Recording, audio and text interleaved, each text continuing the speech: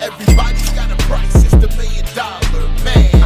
Podcast in demand. Understand, everybody's got a price. $1 million man. Everybody's got a price. $1 million man. Everybody's got a pod, it's the $1 million man.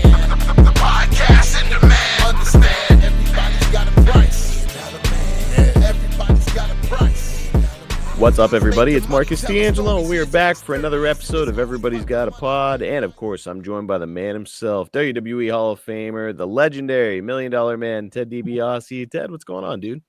Hey, buddy, it's you. It's like,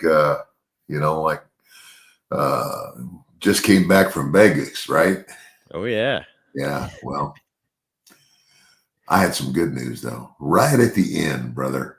And basically, I think all I really actually did was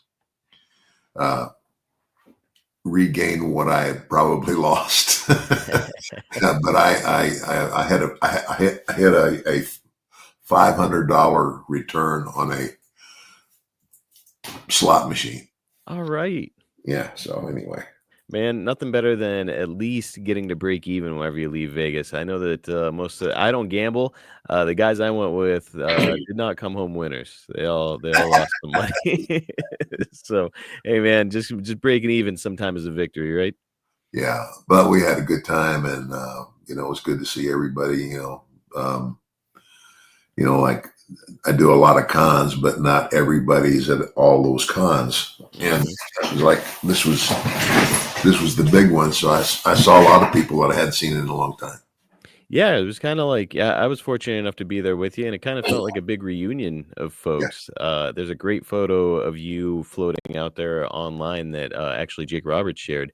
It's yourself, Jake Roberts, Arn Anderson, Tully Blanchard, Tessa Blanchard, Tully's daughter, and Arn's son, Brock Anderson. Just a phenomenal photo and a really good example of like the kind of, big name figures that are at these events, right?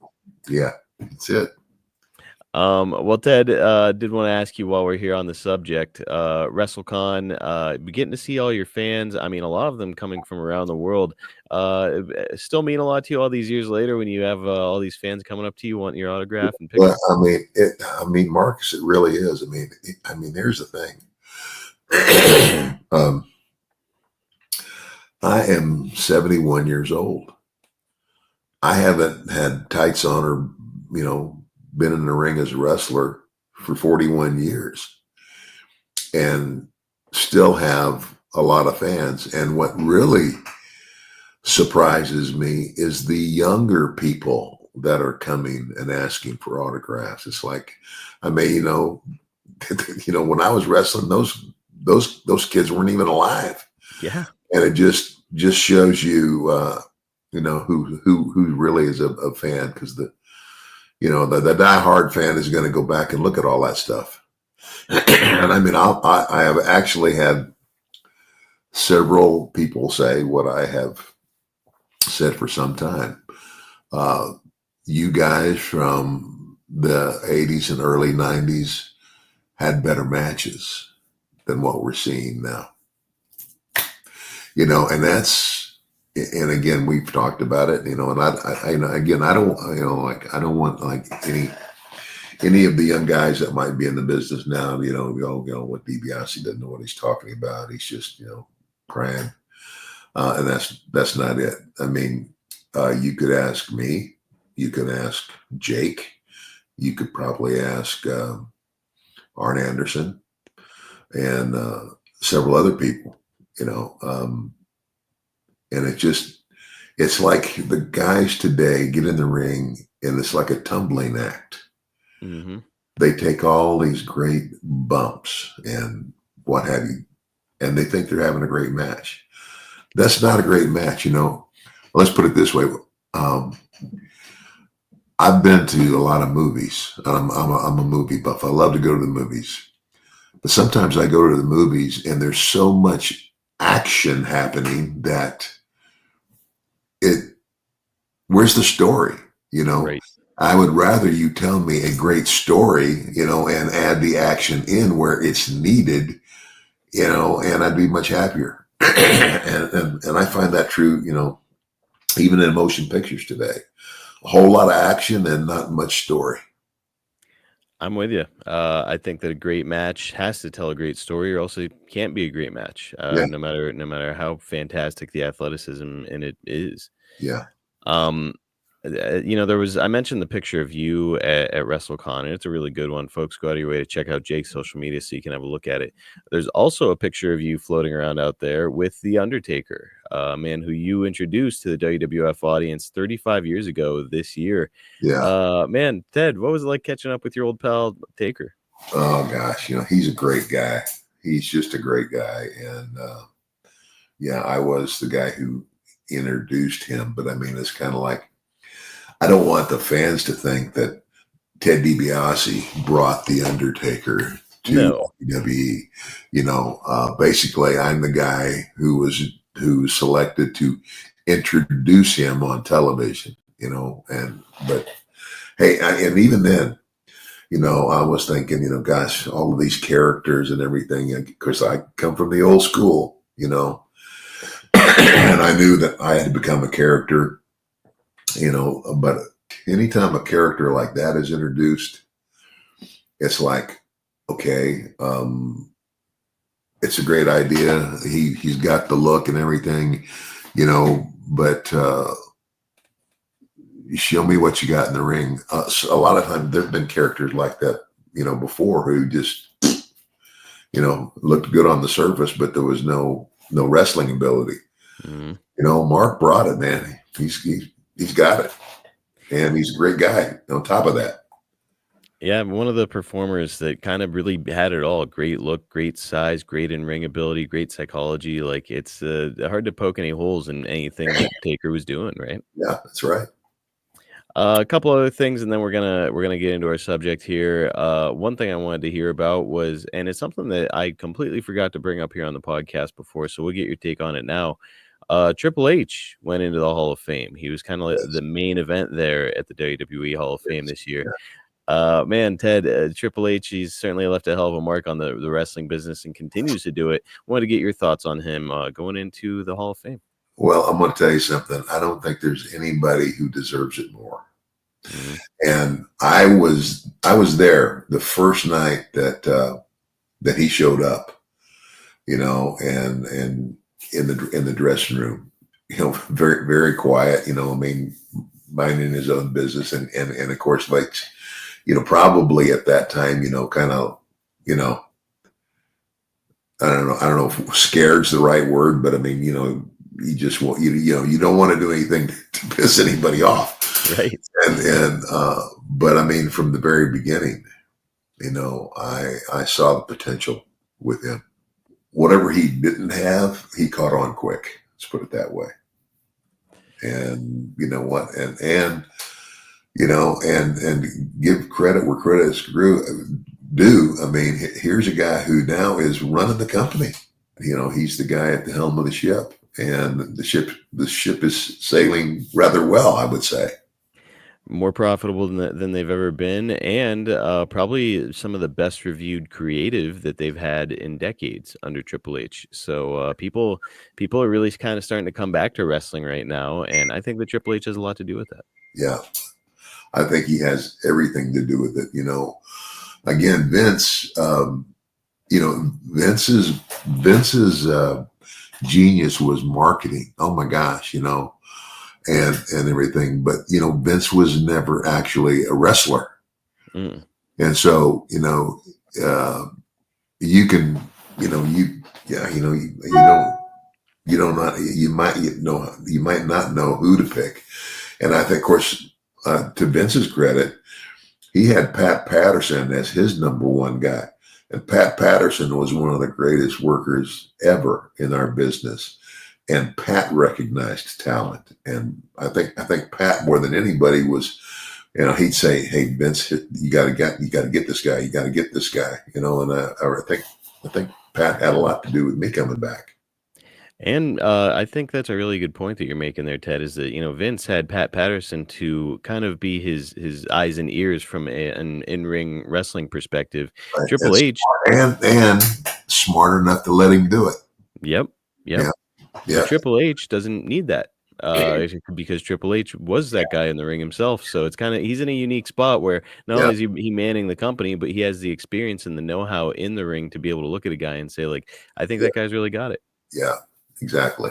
So All right, last thing before we get into our subject. So WrestleMania, of course, came and went, and I know you don't watch much of the modern product anymore, but I think it's really notable that John Cena won the WWE Championship at WrestleMania, defeating Cody Rhodes, and he also defeated Ric Flair's record of 16 reigns as world champion. Cena now has 17 world titles, which is pretty remarkable, isn't it? pretty remarkable. And sometimes I wonder if it was intentional just to beat Flair. You bet it was. You bet it was. Hey, I take nothing away from Ric Flair, Man, pretty cool to see John Cena to get that milestone. But according to John, this is his final year in wrestling, and he intends to wrap things up in December. Ted, you've been around a lot of the biggest names in professional wrestling, including guys like Hulk Hogan, Steve Austin, the guys who were really kind of the flag bearers for the company. John Cena was, I know that you had worked around him as an agent a little bit and been around him. I'm just curious, what do you think of John Cena when you compare him to guys that you were around who were the top guys like Hulk Hogan, Steve Austin? He's right up there. I think he's right up there with the best of them. Obviously, you're not going to, like you said, win it and lose it that many times unless there's something about you. It's kind of like, irregardless of your style, if you're that guy, you have to have the ability to get in the ring with anybody and make them look good. Mm-hmm. And John could do it. Absolutely. There's a reason that he was earmarked for that spot, the biggest spot in all of professional wrestling for so long. And a great guy. Yes. I don't know John real well. I mean, I never, again, that was, by the time he came around and was doing his thing, I was like already doing the agent thing and then left. Mm-hmm. So I didn't get to spend a ton of time around him, but certainly, you take one look at that guy, hear his promo, see him in the ring, you're like, okay, I think that this could be the guy. Well, yeah, and to his credit, John does a lot of things for charities. Yes. And that's awesome. Great man. Yeah. Great man. Absolutely. All right. With that, let's jump into our subject this week. We're looking back to March and April of 1985. And this, of course, is going to be after your issue with Hacksaw Jim Duggan, where you went and you smashed out his car windows after he won the Best Dressed Man competition. So you guys are moving toward a big match here, which we'll talk about in a moment. The week after you smash Hacksaw's car, he's going to say that he's got a coal miner's glove now to counter your loaded glove. And also to counter Dr. Death's cast that was on his arm at the time. So we can see the early seeds of your coal miner's glove stuff that you're going to be doing here with Jim. Ted, the coal miner's glove, it's something Bill Watts really seemed to dig. It's a concept he went back to time and time again in his territory. Yeah. What did you think about the coal miner's glove concept and stipulation? I mean, it was again, it was at the time, it was something fresh. It was something new. Yeah, and then the whole deal was, if I remember right, is like, the coal miner's glove is on top of a pole. That's how they usually do the coal miner's glove match. And for those of you who don't know, a coal miner's glove, it's got like like around the knuckles. It's like it's got like studs and stuff like that. So I mean, if somebody hit you with that, they would really hurt you badly for a shoot. Yeah. But I assume that these gloves were all gimmicked in some way, right? Yeah, of course. Yeah. Yeah. To make them safe. So, but you had to climb the pole and get the glove, and then Katie bar the door. Once you got the glove, you're allowed to use it. So, Ted, did you ever climb the pole in one of these matches? Picturing shimmying up a pole, especially a man your size, 6'5", that seems like a tall ask. I was never 6'5". I was 6'4" at my best. And, okay. And so, once I got to the top rope, the pole really wasn't that No, yeah. So, and I'll be honest with you, I can't remember to save my life whether I ever actually got the glove off the pole. Maybe you know because you've seen the match. I don't know if you've seen the match or not, but Well, I know that the match that we're watching back today, Duggan got the glove. So maybe you never did. Maybe the babyface is always grabbing that glove. yeah, well, now I'm picturing Jim, or taking it away from you if you're the heel. So now I'm picturing Jim Duggan climbing his big ass up a pole. Hard to imagine. I hope Jim never watches this show. I'll send him that clip. I don't mind. I mean, Jim Duggan is one of the nicest guys. He's legitimately. He played high school and college football. He did the whole deal, and I can remember. I think we were in. Actually, I think we were in Jackson, Mississippi. This is before I ever lived in this area. And, we had gone out after a show, and I don't know, some guy cracked off, said something. But all I remember is I turned around and Jim had this guy by the collars.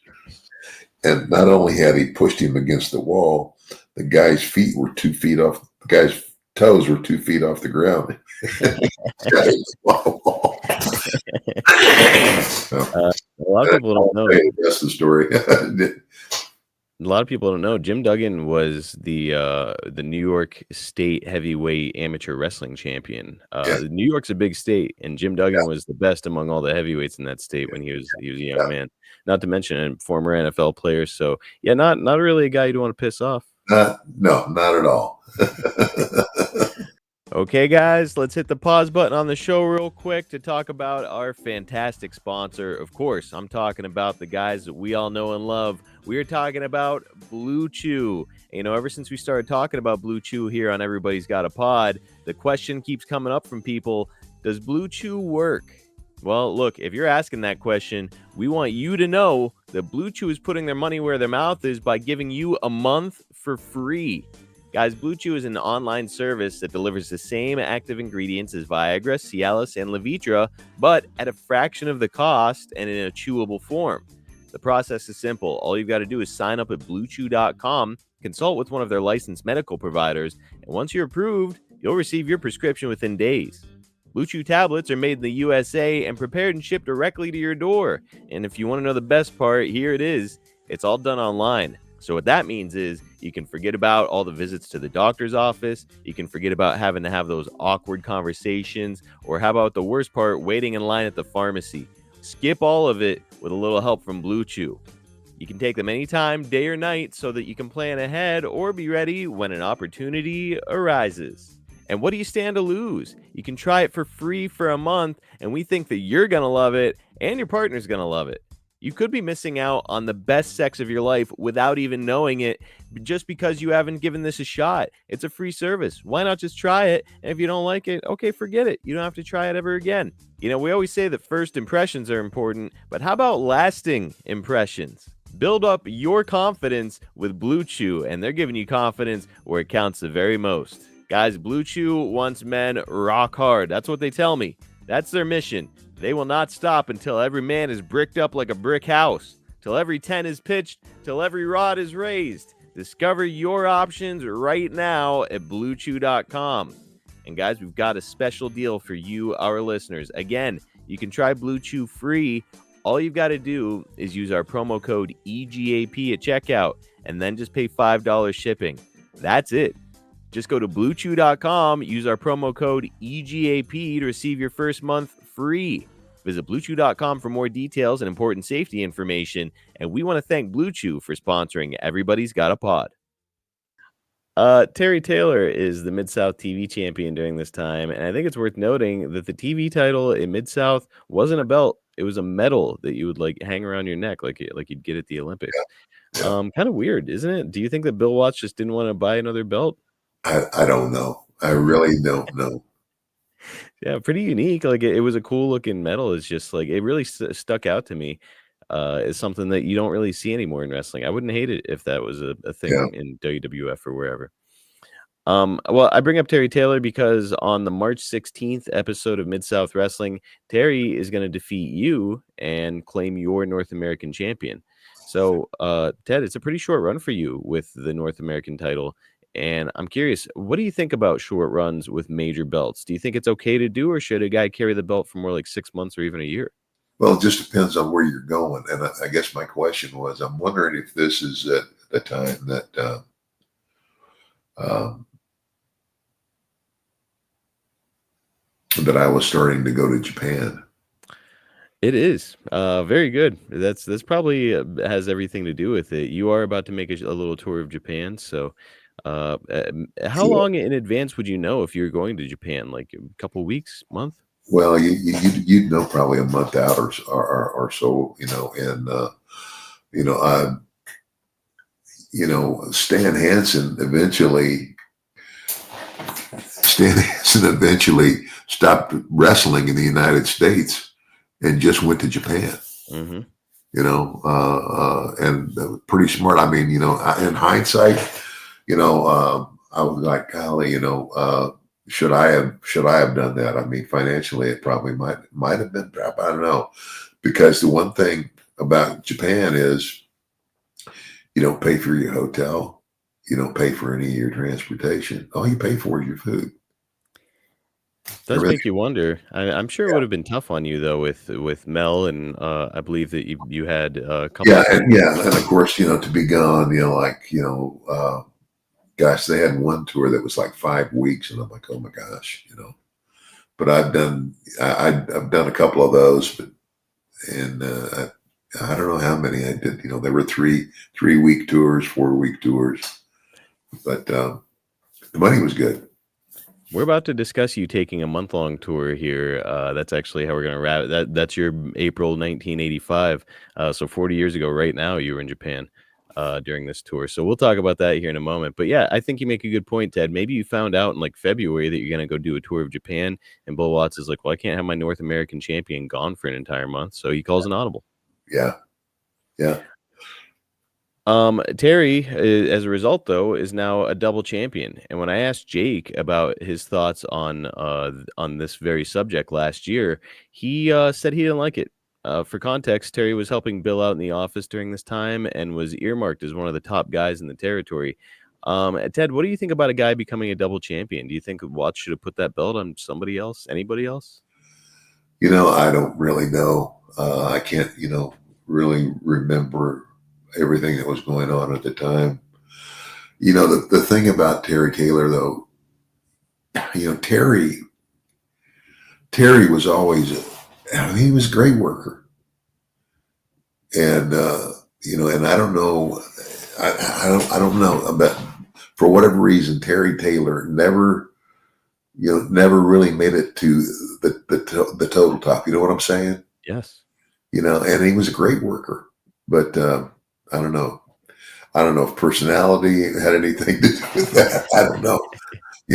I always thought he was a pretty good guy. So, Ted, coming out of the loss to Terry Taylor, you're going to do 2 loser leaves town, tuxedo, street fight, coal miner's glove, on a pole, steel cage matches. I'm going to say that again for our listeners. It's a loser leaves town, tuxedo, every possible gimmick street fight in wrestling, and it's all in one match. Loser leaves town, tuxedo, street fight, coal miner's glove, on a pole, steel cage match. You're going to do 2 of these against Jim Duggan. One is on March 22nd, and then another one on March 30th. I have footage right now from the March 22nd match, which is going to be our only clip this week. There are no announcers, so I'm going to narrate it for our listening audience. Here we go. Okay. All right. So Ted is looking worse for the wear right now. That tuxedo's beat up, but looks like he's loading the glove and coming after Duggan. Duggan ducks it. Ted is taking swings. Here we go. Atomic drop from Jim. And we got a double down. Ted hits the rope. Duggan lands on Ted. And both guys are down. Ted, that dress shirt, that's a mess. All right, we got the double down still going. Here comes Ted first, as it should be. Ted's got himself up in the corner. Climbing to the second rope. Looking to finish Jim off with a push drop. Jim moves. Duggan's down, selling his hand, and here comes Duggan up to his feet. Jim is smashing DiBiase's hand off the corner. There you go. Jim is laying the leather to Ted. And now it looks like Jim has got a hold of, okay, he's got the coal miner's glove. Jim is blood covered, shouting. What an image. Ted's trying to escape from the cage. Jim won't allow it. Shoots him off. Big knockout punch from Duggan. Ted is laid out, covered in blood himself. Here comes Duggan with the cover. 1, 2, 3. That is going to do it. Hacksaw captures the victory. Okay. Yeah. So, man, Ted, some great action. And holy smokes, that crowd was hot. Do you remember anything about this match? I was just glad it was over. It's like I love Jim, but sometimes he could be a little stiff. Oh yeah, but he got the glove. Yeah, that's tit for tat. That's no big deal. Mm-hmm. Man, the match of 20 some odd gimmicks felt like 20 gimmicks. Oh yes. Unbelievable. What was the most gimmicked match ever? And that was it. Loser leave town, cage match, coal miner's glove on top of a 12-foot pole. Street fight with tuxedos. Oh yeah, it was and the whole deal, the whole banana. I think Watts did that maybe as a rib. Had to be. Well, it works because the stip here is that loser leaves town for 30 days, which of course is going to be put in place because you're getting ready to go spend a month in Japan with Giant Baba. Yeah. In 1 month, Ted, over there in Japan, you're going to work a total of 18 matches. So, man, Baba was ready to get everything he could out of you at this time. At the start over there, you're going to be teaming up with Dick Slater on a number of occasions. Man. Okay, now you said 18 matches.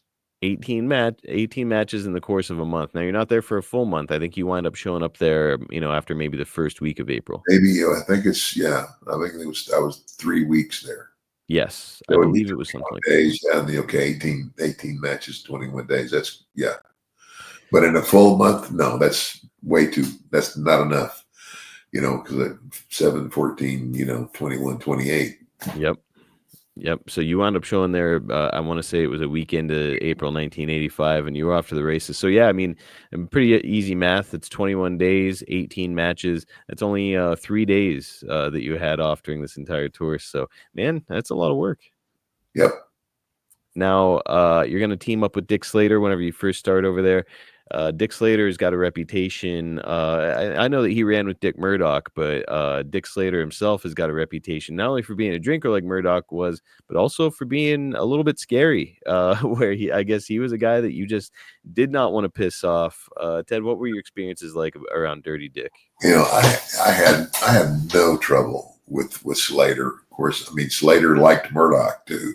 Mm-hmm. And he was a good worker. Yeah, I mean, he was a dang good worker. So, I had no problem with him.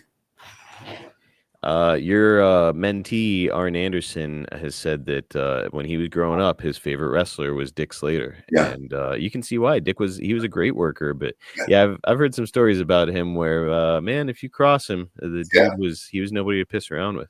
Yeah, and that's a good thing. You should be that way if you're a wrestler, right? Legit stuff. Yeah. Some of the big names that you're going to work against in this month include Giant Baba himself, Genichiro Tenryu, Akio Sato, Tarzan Goto, and more. Ted, first I just want to ask you, Giant Baba was 47 years old here. He's 6'10". What was it like climbing into the ring with, the guy who's not only a promoter, but also a giant?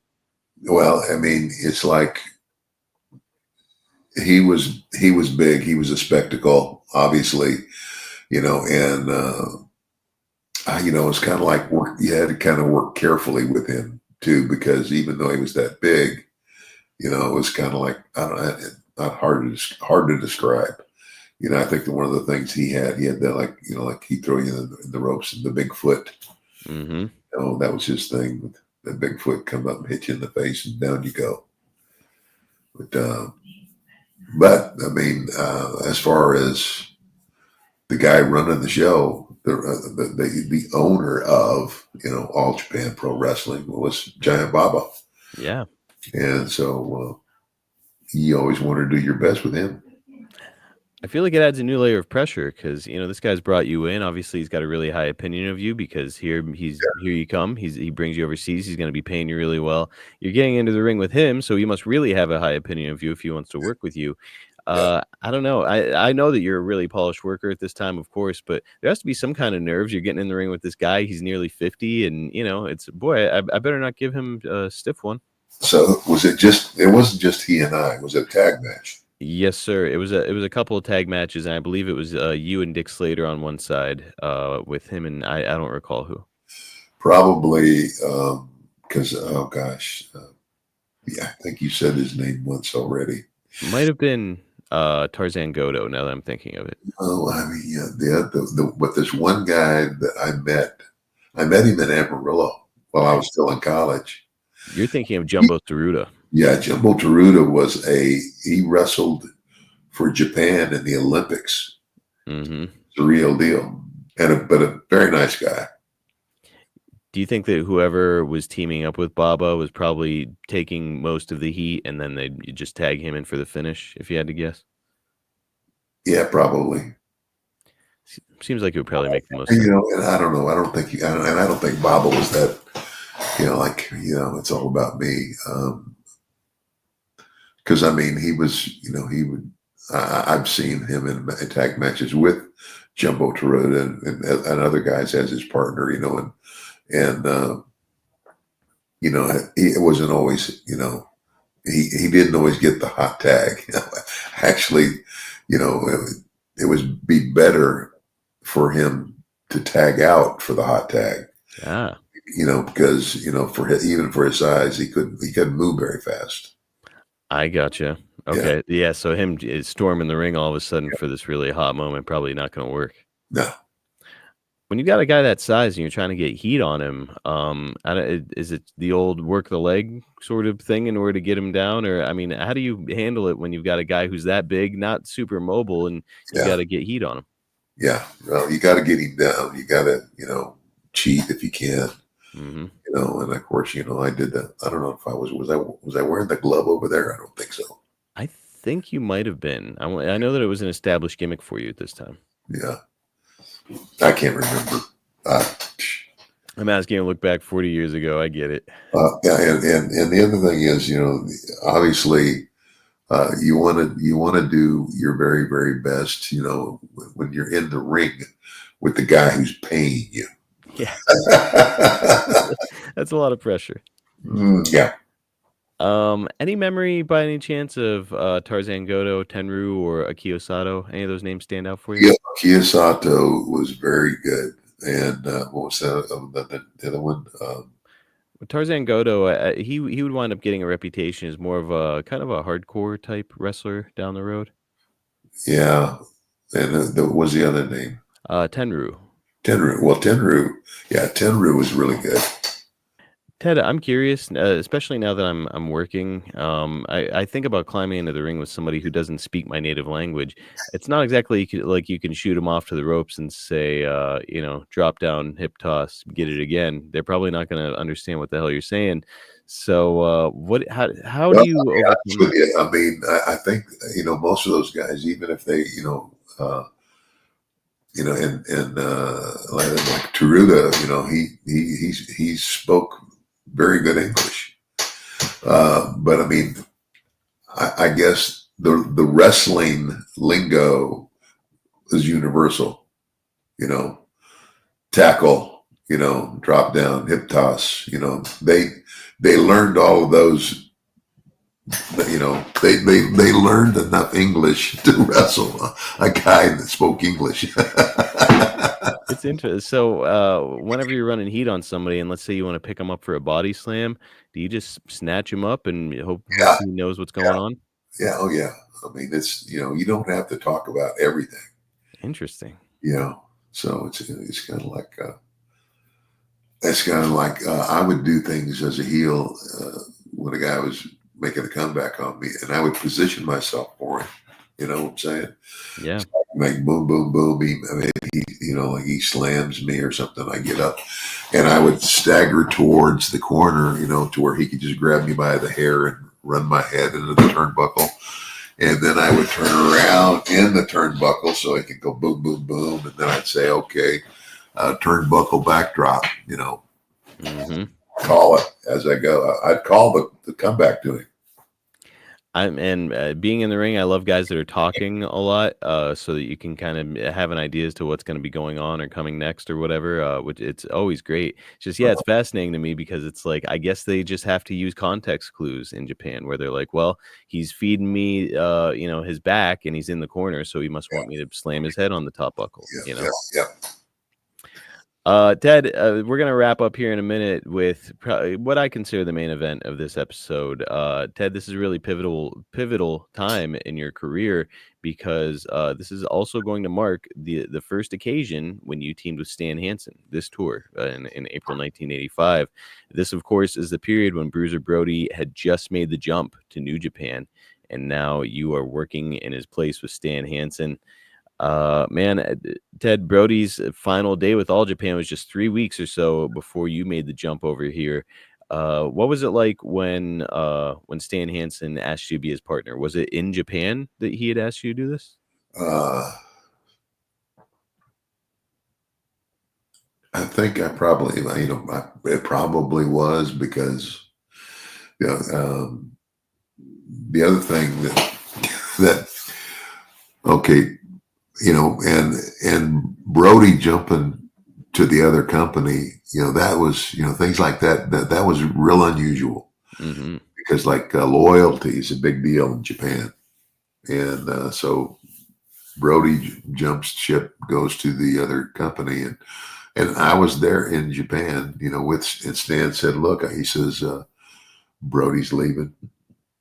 And he says, I'm going to need a new partner. Are you interested in the spot? And I looked at him and I said, is it pig's ass pork? Are you kidding? Now I'm the number 2 guy. Yep. And, pay raise.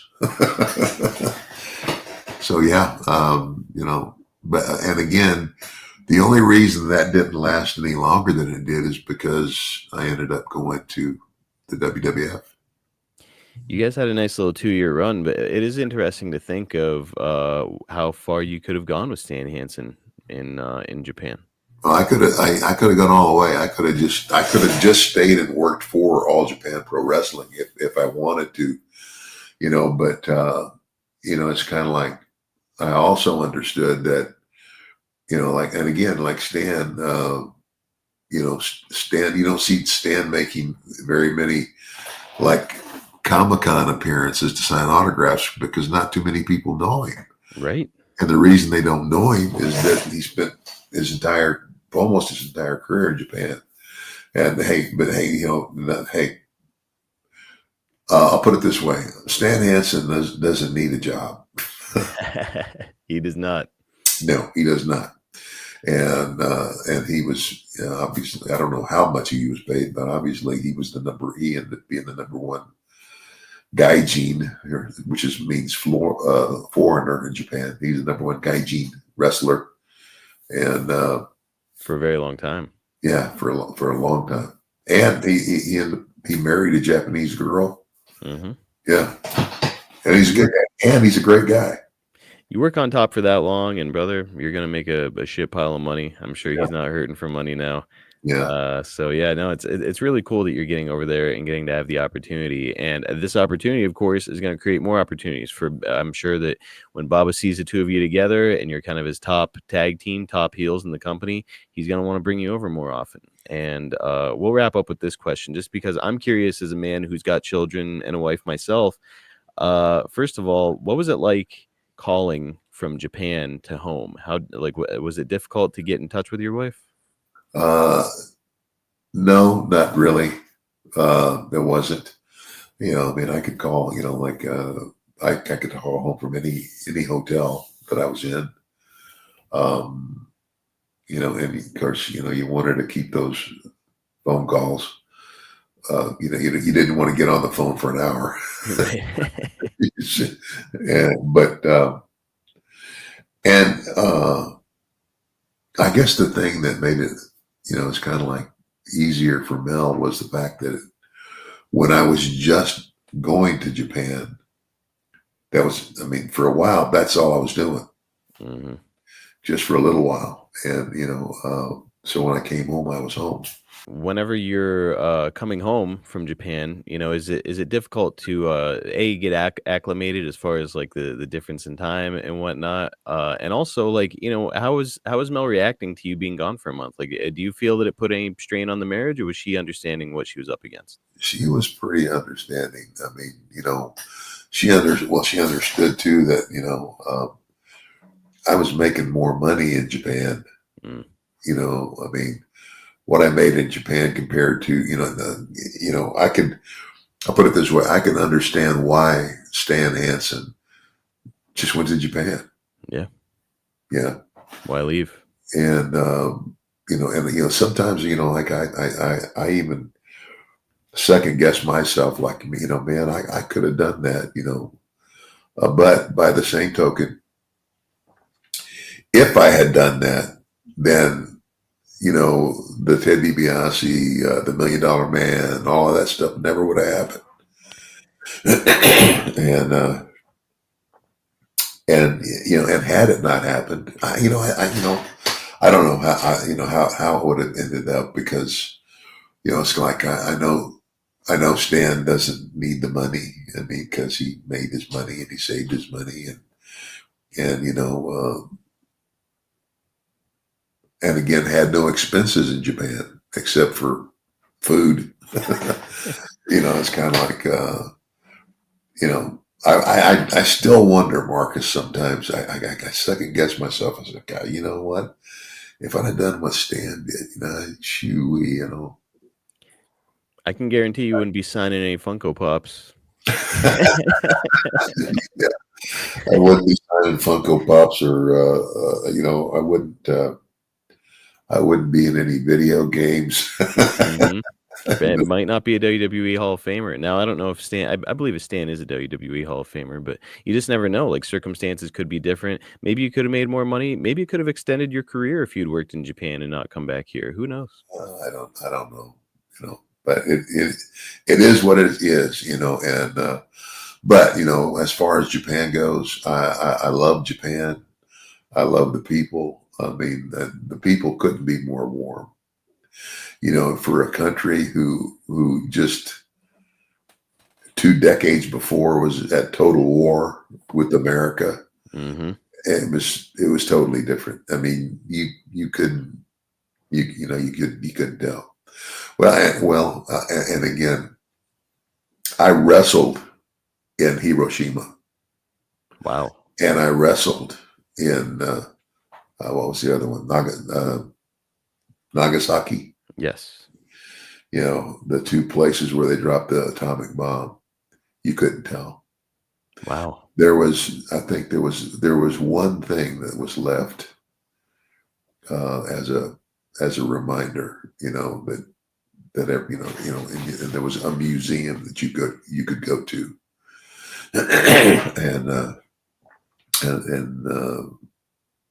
and just the museum was very sobering. You think, oh my gosh, some of the things they, like, crazy.